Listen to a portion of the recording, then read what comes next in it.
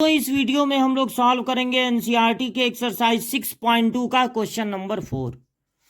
Find the intervals in which function f given by f x equal to 2x² minus 3x increasing होगा decreasing होगा। वो interval पता लगाइए कहां से कहां तक में ये फंक्शन इंक्रीजिंग होगा और कहां से कहां तक में डिक्रीजिंग होगा। तो इंक्रीजिंग डिक्रीजिंग क्या होता है? अगर किसी फंक्शन का ग्राफ प्लॉट किया जाए X O X dash Y O Y dash, तो मान लीजिए फंक्शन का जब ग्राफ ड्रॉ किए तो उसमें दो ही तरह के रीजन मिले, या तो एक्स के बढ़ने पे मतलब एक्स की वैल्यू बढ़ाए जब, या एक्स की वैल्यू कम किए तो उस फंक्शन पर कोई असर ही नहीं पड़ा। या तो एक्स और वाई डायरेक्टली प्रोपोर्शनल हैं, यानी एक्स के बढ़ने पे वाई बढ़ेगा और एक्स के कम होने पे वाई कम होगा। दो ही तरह के उसमें रीजन हमको मिले, तो ऐसे फंक्शन को कहते हैं इंक्रीजिंग।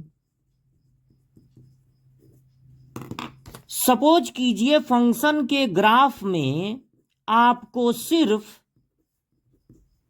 एक ही तरह का रीजन मिला। ये जो आप देख रहे हैं एक्स के बढ़ने घटने पे वाई पे कोई असर ही नहीं पड़ा, ये नहीं मिला, केवल डायरेक्टली प्रोपोर्शनल वाला मिले, यानी एक्स के बढ़ने पे वाई की वैल्यू बढ़ जाए, फंक्शन की वैल्यू बढ़ जाए, और एक्स के कम होने पर फंक्शन की वैल्यू कम हो जाए। तो ऐसे फंक्शन को कहते हैं स्ट्रिक्टली इंक्रीजिंग। दूसरी बात, मान लीजिए आप किसी फंक्शन का ग्राफ बनाते हैं और आपको उस ग्राफ में दो तरह के रीजन मिलते हैं, या तो एक्स की वैल्यू बढ़ाने पे या एक्स की वैल्यू कम करने पे वाई पे कोई असर ही नहीं हो रहा है, जो था वही है, या फिर एक्स और वाई इनवर्सली प्रोपोर्शनल है। जब आप एक्स की वैल्यू बढ़ा रहे हैं तो वाई की वैल्यू बढ़ने की बजाय कम हो जा रही है, और जब एक्स की वैल्यू कम कर रहे हैं तो वाई की वैल्यू बढ़ जा रही है, उल्टा रिलेशन है। तो ऐसे फंक्शन को कहते हैं डिक्रीजिंग। अच्छा, अब मान लीजिए ग्राफ प्लॉट करने पे ये वाई एक्सिस है, ये वाला रीजन भी ना मिले, केवल यही मिले कि एक्स के बढ़ने पे वाई की वैल्यू कम हो जाए, एक्स की वैल्यू कम डालने पे वाई की वैल्यू बढ़ जाए, तो ऐसे फंक्शन को कहते हैं स्ट्रिक्टली डिक्रीजिंग। बिना फंक्शन का ग्राफ बनाए भी ये पता किया जा सकता है कि कोई फंक्शन इंक्रीजिंग है या डिक्रीजिंग है, स्ट्रिक्टली इंक्रीजिंग है या स्ट्रिक्टली डिक्रीजिंग है। बिना ग्राफ बनाए भी पता लगा सकते हैं। किसकी मदद से? डिफरेंशिएशन की मदद से।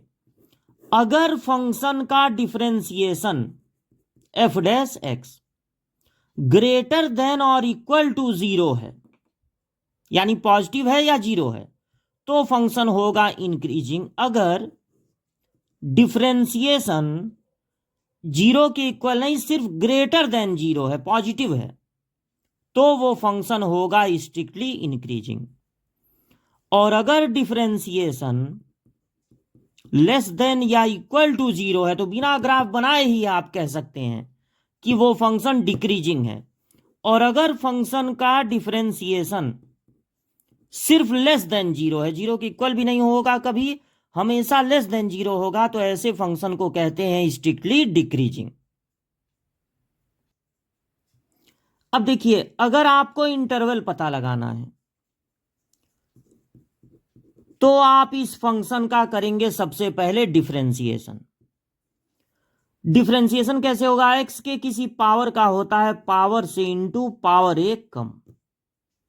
सिर्फ एक्स का डिफरेंशिएशन होता है 1, तो 3 1 जा हो जाएगा 3। उसके बाद आप फाइंड करेंगे क्रिटिकल पॉइंट।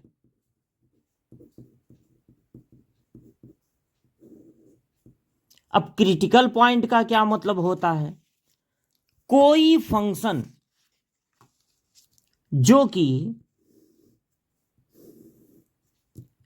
इंक्रीजिंग वे में चल रहा है या डिक्रीजिंग वे में चल रहा है, वो अचानक इंक्रीजिंग हो जाए। जैसे आप यहां से यहां तक देखें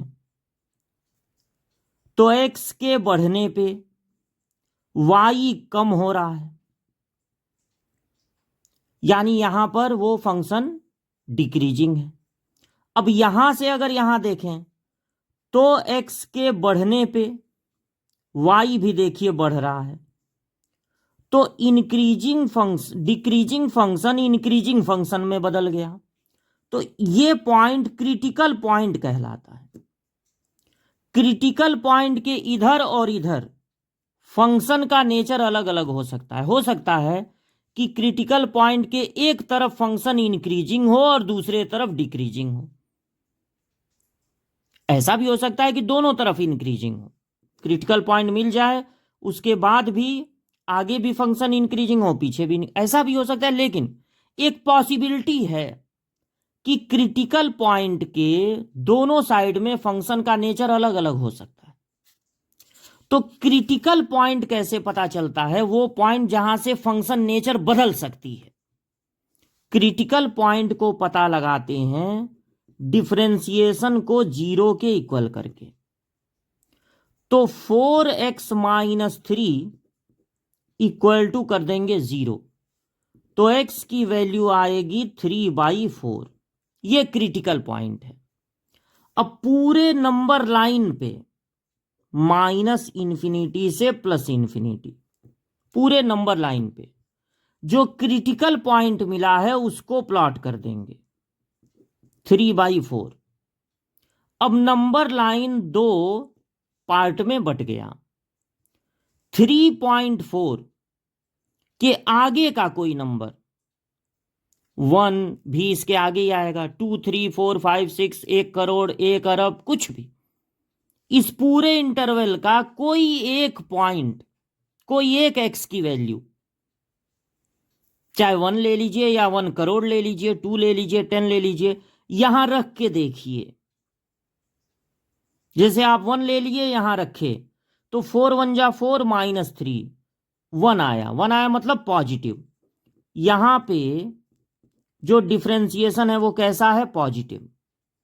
और इधर देखिए 3/4 के पीछे, तो 3/4 के पीछे 0 भी मिलेगा, -1 भी मिलेगा, -2 भी मिलेगा। इनमें से कोई एक ले लीजिए, जैसे आप 0 ही ले लिए, 0 इधर ही मिलेगा ना, 3/4 के इधर मिलेगा 0, या -1 ले लिए या -5 ले लिए, यहां रखे, जैसे 0 रखे तो -3 मिला, -1 रखे तो -7 मिला। मतलब इधर डिफरेंशिएशन निगेटिव है। याद रखिए फंक्शन में नहीं रखना है, डिफरेंशिएशन में रख के चेक करना है। तो अब 4 बातें होंगी। कब ये फंक्शन इंक्रीजिंग होगा, कब ये फंक्शन स्ट्रिक्टली इंक्रीजिंग होगा, कब ये फंक्शन डिक्रीजिंग होगा, कब ये फंक्शन स्ट्रिक्टली डिक्रीजिंग होगा। चारों इंटरवल आपको बता रहे हैं, यहां 2 ही पूछे गए हैं। इंक्रीजिंग का मतलब होता है जब डिफरेंशिएशन ग्रेटर देन या इक्वल टू 0 हो, और स्ट्रिक्टली इंक्रीजिंग का मतलब जब डिफरेंशिएशन ग्रेटर देन 0 हो। तो जब आप इंक्रीजिंग लिखेंगे तब भी पॉजिटिव वाला लिखेंगे, स्ट्रिक्टली इंक्रीजिंग लिखेंगे तब भी पॉजिटिव वाला लिखेंगे। लेकिन दोनों में फर्क क्या है? जब आप इंक्रीजिंग के लिए लिखेंगे ये पॉजिटिव वाला 3/4 से लगाए इन्फिनिटी तक, तो इंक्रीजिंग के लिए 3/4 की तरफ स्क्वायर ब्रैकेट लगाएंगे, इन्फिनिटी के तरफ कभी भी स्क्वायर ब्रैकेट नहीं लगता, क्योंकि कोई चीज एग्जैक्ट इन्फिनिटी के इक्वल हो ये नहीं माना जाता है, एग्जैक्ट इन्फिनिटी कुछ होती नहीं है। तो यहां पर स्मॉल ब्रैकेट ही लगेगा, लेकिन इधर लगेगा स्क्वायर ब्रैकेट, क्योंकि उस वैल्यू को भी लेंगे 3/4 जो डिफरेंशिएशन को जीरो बना दे, क्योंकि यहां इक्वल टू जीरो भी है। और स्ट्रिक्टली इंक्रीजिंग में भी लेंगे पॉजिटिव वाला ही, लेकिन इस बार इधर भी स्मॉल ब्रैकेट ही बनाएंगे, क्योंकि इसमें इक्वल टू जीरो नहीं होता है। वो वैल्यू इग्नोर कर देते हैं जो डिफरेंशिएशन को जीरो बनाने पे मिली थी। डिक्रीजिंग और स्ट्रिक्टली डिक्रीजिंग में ये निगेटिव वाला लिखा जाएगा जब डिफरेंशिएशन निगेटिव है, यानी -∞, 3/4 -∞, 3/4। -∞ के तरफ कभी भी स्क्वायर ब्रैकेट नहीं होता। डिक्रीजिंग तब होता है जब फंक्शन का डिफरेंशिएशन लेस देन और इक्वल टू जीरो हो, और स्ट्रिक्टली डिक्रीजिंग तब होता है जब फंक्शन का डिफरेंशिएशन सिर्फ लेस देन जीरो हो। तो अब डिक्रीजिंग और स्ट्रिक्टली डिक्रीजिंग में क्या फर्क है? डिक्रीजिंग में इक्वल टू जीरो भी होता है, तो इधर स्क्वायर ब्रैकेट लगाएंगे जो वैल्यू डिफरेंशिएशन को जीरो बना रही है, उधर वो भी वैल्यू लेंगे तो इधर स्क्वायर ब्रैकेट लगाएंगे। लेकिन स्ट्रिक्टली डिक्रीजिंग में इधर स्मॉल ब्रैकेट लगाएंगे। एनसीईआरटी की बुक में एक कमी है कि वो पूछा तो है इंक्रीजिंग, लेकिन आंसर में इधर स्मॉल ब्रैकेट लगाया है, यानी पूछा है इंक्रीजिंग और आंसर दिया है स्ट्रिक्टली इंक्रीजिंग का। उसको ये सुधार करना चाहिए।